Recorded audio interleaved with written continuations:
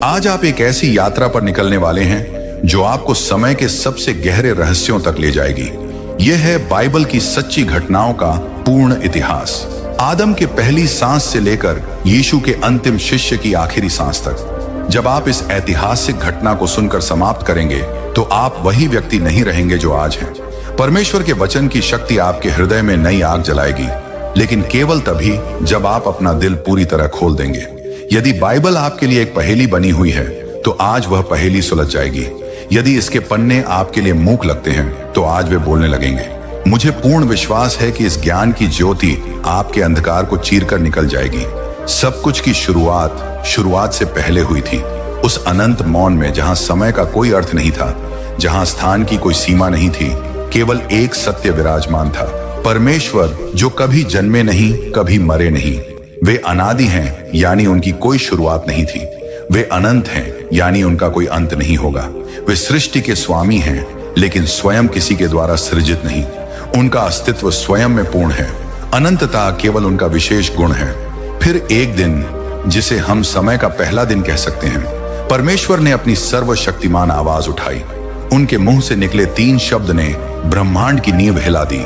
उजियाला हो, और अंधकार के सीने को चीरता हुआ प्रकाश फूट पड़ा। यह केवल प्रकाश नहीं था, यह परमेश्वर की महिमा का प्रतिबिंब था। 6 दिनों तक सृष्टि का महानतम कार्य चलता रहा। आकाश अपनी नीली चादर ओढ़कर फैला, धरती अपने हरे भरे वस्त्र पहनकर सुशोभित हुई, समुद्र अपनी लहरों के साथ नाचने लगे, सूर्य, चांद और तारे अपनी अपनी जगह पर जगमगाने लगे। पेड़ पौधे, पशु पक्षी, सब कुछ परमेश्वर के वचन की शक्ति से अस्तित्व में आया। लेकिन 6वां दिन वह दिन था जब परमेश्वर ने अपना सबसे अनमोल रत्न तैयार किया, यानी इंसान। धरती की मिट्टी को अपने हाथों में लेकर प्रेम से उसे गढ़ा, फिर अपनी नाक से जीवन की सांस फूंकी और आदम, पहला मनुष्य, जीवित हो उठा। उसकी आंखों में परमेश्वर की छवि चमक रही थी, उसके चेहरे पर स्वर्गीय तेज था। फिर परमेश्वर ने कहा, आदम का अकेला रहना अच्छा नहीं। उन्होंने आदम पर गहरी नींद डाली, उसकी पसली से हव्वा को बनाया। जब आदम की आंख खुली और उसने हव्वा को देखा तो वह खुशी से चिल्लाया, अब यह मेरी हड्डी में से हड्डी और मांस में से मांस है। आदम और हव्वा पूर्णतः निर्दोष, शुद्ध और पवित्र थे। उनके मन में कोई दुष्ट विचार नहीं था, उनके हृदय में कोई पाप नहीं था। वे परमेश्वर के साथ प्रतिदिन बातचीत करते थे। स्वर्ग की शांति धरती पर उतर आई थी। वे अदन की वाटिका में आनंद से रहते थे और परमेश्वर की सृष्टि की देखभाल करते थे। लेकिन एक दिन एक काला साया उस स्वर्गीय वाटिका में प्रवेश कर गया। शैतान, वह जो कभी परमेश्वर का सबसे सुंदर स्वर्गदूत था, जो अब अहंकार और विद्रोह के कारण स्वर्ग से निकाला जा चुका था। उसने सर्प का रूप धारण किया और उस पवित्र स्थान में घुस आया। उसकी आंखों में बदले की आग थी। उसके मन में एक योजना थी, परमेश्वर की सबसे प्रिय सृष्टि को भ्रष्ट करना।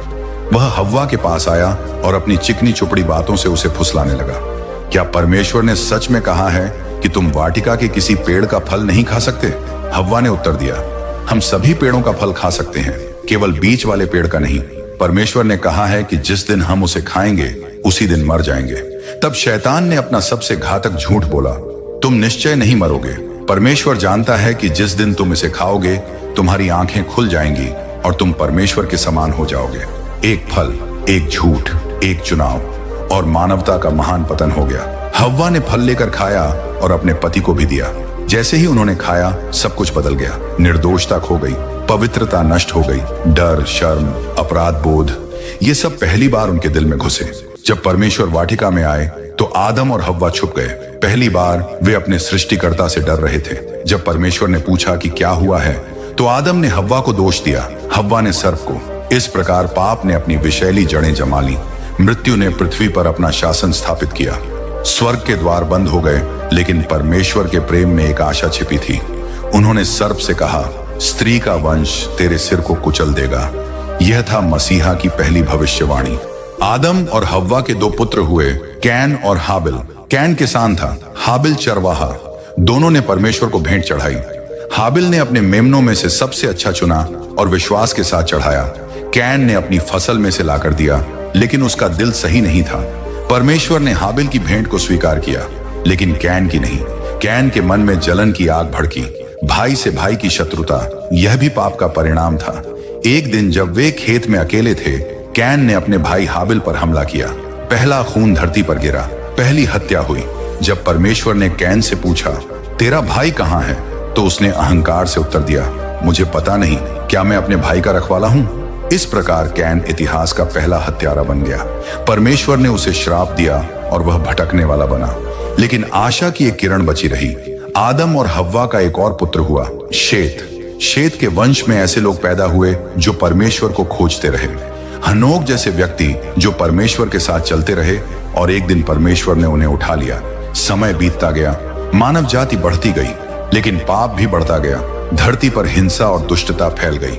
लोगों के दिल में केवल बुराई के विचार आते रहते थे। परमेश्वर का दिल दुखी हो गया। उन्होंने सोचा कि मैंने मनुष्य को बनाकर गलती की है। तब परमेश्वर ने निर्णय लिया, मैं मनुष्य को धरती से मिटा दूंगा। लेकिन उस भ्रष्ट युग में एक व्यक्ति था जो अलग था। नूह एक धर्मी और खरा व्यक्ति। वह अपनी पीढ़ी में परमेश्वर के साथ चलता था। परमेश्वर ने नूह से कहा, मैं पृथ्वी पर जल प्रलय लाऊंगा। तू अपने लिए एक जहाज बना, गोफर की लकड़ी का बना, उसमें कोठरियां बना और भीतर बाहर राल लगा। नूह ने परमेश्वर की आज्ञा मानी। 120 साल तक वह उस विशाल जहाज का निर्माण करता रहा। लोग उसे पागल कहते थे, वहां समुद्र नहीं था, फिर जहाज क्यों? लेकिन नूह विश्वास में दृढ़ रहा। जब जहाज तैयार हो गया तो परमेश्वर ने कहा, अब तू अपना परिवार और हर जाति के पशुओं के जोड़े लेकर जहाज में चढ़ जा। नूह, उसकी पत्नी, उसके 3 बेटे शेम, हाम और याफेत और उनकी पत्नियां, कुल 8 लोग जहाज में सवार हुए। फिर स्वयं परमेश्वर ने जहाज का द्वार बंद किया। 7वें दिन आसमान से पानी बरसने लगा। धरती की गहराइयों से जल के सोते फूट पड़े। 40 दिन और 40 रात तक अकाल का कहर जारी रहा। पानी इतना बढ़ा कि ऊंचे से ऊंचे पहाड़ भी डूब गए। जो कुछ भी सांस लेता था वह सब मर गया। केवल नूह और उसके साथी जहाज में सुरक्षित रहे। यह दुनिया का सबसे बड़ा न्याय था, लेकिन यह दया भी थी, क्योंकि 8 लोगों को बचाया गया। 150 दिन बाद पानी उतरना शुरू हुआ। जहाज अरारात पर्वत पर आकर रुका। नूह ने एक कौवा भेजा, फिर एक कबूतर। कबूतर जैतून का पत्ता लेकर लौटा। यह संकेत था कि धरती सूख रही है। जब वे जहाज से निकले तो नूह ने सबसे पहले परमेश्वर के लिए वेदी बनाई और बलिदान चढ़ाया। परमेश्वर प्रसन्न हुए और उन्होंने वादा किया कि फिर कभी जल प्रलय से पृथ्वी को नष्ट नहीं करेंगे। इस वादे के चिन्ह के रूप में आकाश में मेघधनुष रखा। नूह के 3 बेटों से फिर से मानव जाति की शुरुआत हुई। शेम से सेमाइट जातियां बनी, यहूदी और अरबी। हाम से अफ्रीकी और एशियाई जातियां निकली। याफेत से यूरोपीय जातियां बनी। समय आगे बढ़ा, मानव जाति फिर से फैलने लगी। लेकिन परमेश्वर के मन में एक विशेष योजना थी। वे एक ऐसा परिवार चुनना चाहते थे जिसके द्वारा वादा किया गया मसीहा संसार में आए। मेसोपोटामिया में ऊर नगर में एक व्यक्ति रहता था, अब्राम। वह कसदियों के देश में था जहां मूर्ति पूजा होती थी। लेकिन अब्राम के दिल में सच्चे परमेश्वर की खोज थी। एक दिन परमेश्वर ने अब्राम से कहा, अपने देश, अपने कुटुंब और अपने पिता के घर को छोड़कर उस देश में चला जा जो मैं तुझे दिखाऊंगा। मैं तुझसे एक बड़ी जाति बनाऊंगा और तुझे आशीष दूंगा। तेरे द्वारा पृथ्वी के सारे कुल आशीषित होंगे। यह कितना कठिन था। 75 साल की उम्र में सब कुछ छोड़कर एक अज्ञात देश की ओर जाना। कोई नक्शा नहीं, कोई दिशा नहीं, केवल परमेश्वर का वादा। लेकिन अब्राम ने विश्वास किया। उसने अपनी पत्नी सारै, अपने भतीजे लोत और सारी संपत्ति लेकर यात्रा शुरू की। यह विश्वास की महान यात्रा थी। जहां जहां अब्राम गया उसने परमेश्वर के लिए वेदी बनाई। वह एक तंबू में रहने वाला यात्री बन गया, क्योंकि वह उस स्वर्गीय नगर की प्रतीक्षा कर रहा था जिसका कारीगर और बनाने वाला परमेश्वर है। कनान देश में पहुंचकर परमेश्वर ने फिर कहा, यह वह देश है जो मैं तेरे वंश को दूंगा। लेकिन अब्राम के कोई संतान नहीं थी। वह और सारे बूढ़े हो रहे थे। एक रात परमेश्वर ने अब्राम को तंबू से बाहर लाकर कहा, आकाश की ओर दृष्टि उठाकर तारागण को गिन, यदि तू उन्हें गिन सके। फिर उन्होंने कहा, तेरा वंश इसी प्रकार होगा। अब्राम ने परमेश्वर पर विश्वास किया और यह उसके लिए धार्मिकता गिनी गई। लेकिन परमेश्वर ने यह भी बताया कि उसका वंश 400 साल तक परदेश में रहेगा और गुलामी में रहेगा, फिर चौथी पीढ़ी में वापस आएगा। समय बीतता गया। अब्राम 99 साल का हो गया। तब परमेश्वर ने उसका नाम अब्राम से बदलकर अब्राहम कर दिया। अब्राम का अर्थ था महान पिता और अब्राहम का अर्थ था बहुत से लोगों का पिता। इस समय तक सारा के धैर्य का बांध टूट चुका था। उसने अपनी मिस्री दासी हाजिरा को अब्राहम के साथ रहने के लिए दे दिया। इससे इश्माइल का जन्म हुआ। यह परमेश्वर की योजना नहीं थी, यह मानवीय प्रयास था। इश्माइल अरब जाति का पूर्वज बना। जो बाद में इजराइल की शत्रु बनी। जब अब्राहम 100 साल का था और सारा 90 साल की, तब परमेश्वर का चमत्कार हुआ। वादे का पुत्र इसहाक का जन्म हुआ। सारा हंसी से भर गई। परमेश्वर ने मुझे हंसाया है, जो कोई सुनेगा वह मेरे साथ हंसेगा। इसहाक बड़ा हुआ। फिर परमेश्वर ने अब्राहम की सबसे कड़ी परीक्षा ली। उन्होंने कहा, अपने पुत्र को, अपने एकलौते पुत्र इसहाक को लेकर मोरियाह देश में जा और वहां उसे होम बलि करके चढ़ा। यह कैसी परीक्षा थी? जिस पुत्र के लिए 25 साल इंतजार किया, उसी को बलिदान करना। लेकिन अब्राहम ने बिना सवाल किए आज्ञा मानी। वह जानता था कि परमेश्वर मुर्दों को भी जिला सकता है। तीसरे दिन जब वे मोरियाह पर्वत पर पहुंचे, अब्राहम ने वेदी बनाई, लकड़ी सजाई और इसहाक को बांधकर उस पर रखा। जब उसने छुरी उठाई, तब परमेश्वर के दूत ने रोका, अब्राहम, अब्राहम, उस लड़के पर हाथ मत बढ़ा। अब मैं जान गया कि तू परमेश्वर का भय मानता है। पास ही एक मेढ़ा झाड़ी में फंसा हुआ था। अब्राहम ने उसे इसहाक के बदले चढ़ाया। उसने उस स्थान का नाम रखा यहोवा यिरे, प्रभु देखेगा। इसहाक ने रिबका से विवाह किया, लेकिन 20 साल तक उनके कोई संतान नहीं हुई। फिर परमेश्वर ने प्रार्थना सुनी और रिबका के जुड़वा बेटे हुए, एसाव और याकूब। एसाव शिकारी था, याकूब शांत था। एक दिन एसाव भूखा आया और याकूब से दाल मांगी। याकूब ने कहा, पहले अपना जेठपन मुझे बेच दे। एसाव ने जेठपन को तुच्छ जाना और एक कटोरी दाल के लिए बेच दिया। बाद में याकूब ने अपनी माता रिबका की सहायता से पिता इसहाक से आशीर्वाद भी छीन लिया। एसाव क्रोधित हुआ और याकूब को मारने की सोची। याकूब को भागना पड़ा। रास्ते में बेतेल नाम की जगह याकूब ने एक सपना देखा। स्वर्ग से धरती तक एक सीढ़ी लगी थी और परमेश्वर के दूत उस पर चढ़ते उतरते थे। परमेश्वर ने उससे कहा, मैं तेरे दादा अब्राहम और तेरे पिता इसहाक का परमेश्वर हूँ। जिस भूमि पर तू लेटा है, वह मैं तुझे और तेरे वंश को दूंगा। याकूब 20 साल तक अपने मामा लाबान के यहाँ रहा। वहां उसने लियाह और राहेल से विवाह किया। उसके 12 पुत्र हुए, रूबेन, शिमोन, लेवी, यहूदा, दान, नप्ताली, गाद, आशेर, इस्साकार, जबूलून, यूसुफ और बिन्यामीन। ये 12 पुत्र इजराइल के 12 गोत्रों के पूर्वज बने। वापसी में याकूब का एक रात एक व्यक्ति से कुश्ती हुई। वह व्यक्ति परमेश्वर का दूत था। जब याकूब ने कहा, जब तक तू मुझे आशीर्वाद न दे, मैं तुझे न छोड़ूंगा, तो उसका नाम याकूब से बदलकर इजराइल हो गया। इजराइल का अर्थ है परमेश्वर के साथ युद्ध करने वाला। याकूब के पुत्रों में यूसुफ सबसे प्रिय था। इससे भाइयों में जलन हुई। यूसुफ ने 2 सपने देखे जिनमें उसके भाई उसे दंडवत कर रहे थे। इससे भाइयों की जलन और बढ़ गई। एक दिन भाइयों ने यूसुफ को पकड़कर गड्ढे में डाल दिया। फिर उसे इश्माइली व्यापारियों के हाथ बेच दिया। यूसुफ मिस्र पहुंचा और पोतीफर के घर नौकर बना। पोतीफर की पत्नी ने यूसुफ को बहकाने की कोशिश की। जब यूसुफ ने इनकार किया तो उसने झूठा आरोप लगाया। यूसुफ जेल में डाल दिया गया।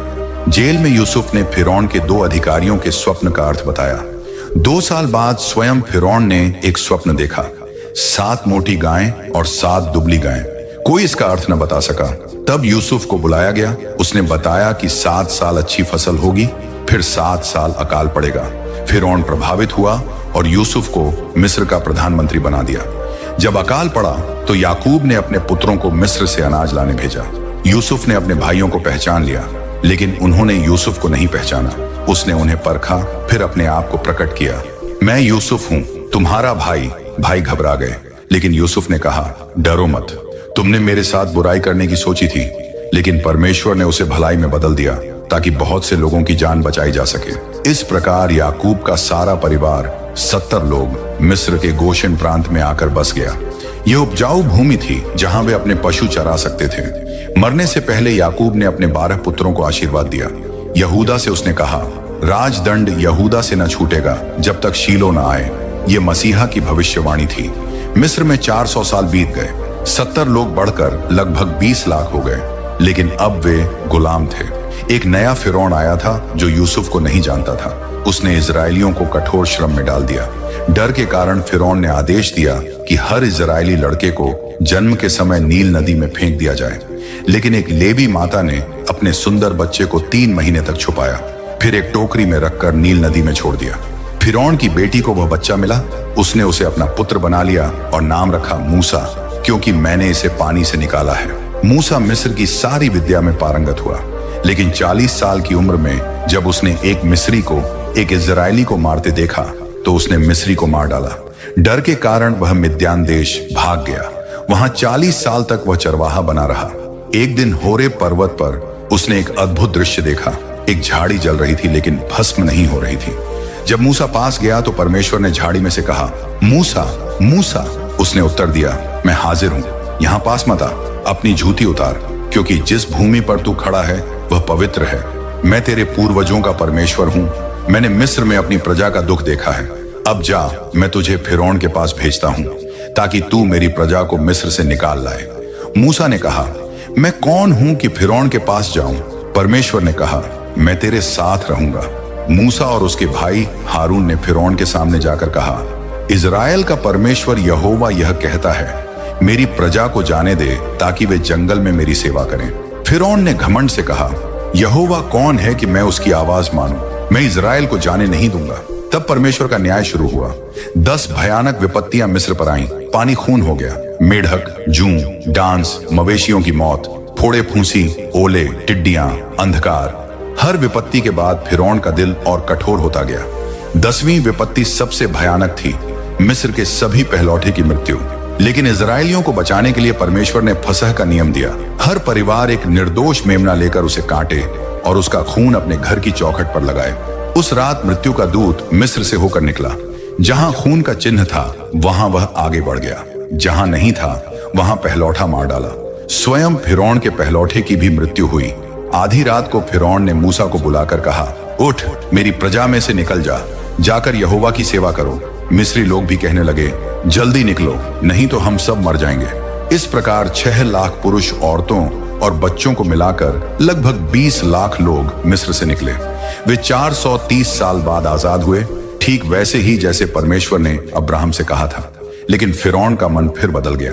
उसने 600 रथों के साथ इजरायलियों का पीछा किया। लाल समुद्र के किनारे इजरायली फंस गए। आगे समुद्र, पीछे मिस्री सेना। लोग डरकर मूसा से कहने लगे, क्या मिस्र में कब्रें नहीं थीं जो तू हमें यहां मरने लाया है? मूसा ने कहा, डरो मत, खड़े रहकर यहोवा का उद्धार देखो।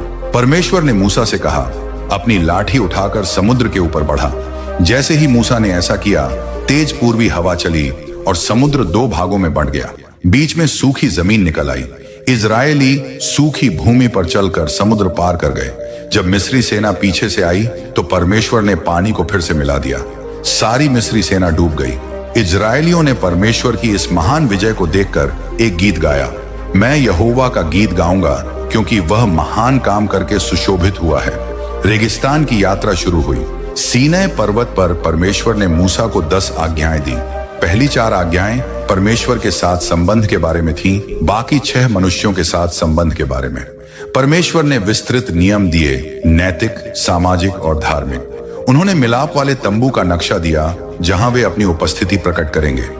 लेकिन जब कादेश बरने पहुंचे तो वादे की भूमि की जासूसी के लिए 12 व्यक्ति भेजे गए। 40 दिन बाद वापस आकर 10 जासूसों ने कहा, वहां के लोग बलवान हैं, शहर बड़े और किलेबंद हैं। हमें लगा कि हम उनके सामने टिड्डियों के समान हैं। केवल यहोशू और कालेब ने कहा, यदि यहोवा हमसे प्रसन्न है तो वह हमें उस देश में पहुंचाएगा। उनसे मत डरो, यहोवा हमारे साथ है। लेकिन लोगों ने 10 जासूसों की मानी। वे बड़बड़ाने लगे, काश हम मिस्र में मर गए होते। यहोवा हमें यहाँ क्यों लाया है कि हम तलवार से मारे जाएं? परमेश्वर का क्रोध भड़का। उन्होंने कहा, जितने दिन तुमने देश की जासूसी की 40 दिन, उतने साल तुम जंगल में भटकोगे, 1 दिन के बदले 1 साल। इस प्रकार वह पीढ़ी जो मिस्र से निकली थी जंगल में मर गई। केवल यहोशू और कालेब वादे की भूमि में प्रवेश कर सके। 40 साल बाद जब मूसा 120 साल का हुआ तो परमेश्वर ने उसे नबो पर्वत पर बुलाया और वादे की भूमि दिखाई। फिर मूसा, इजराइल का सबसे महान नबी, वहीं मर गया।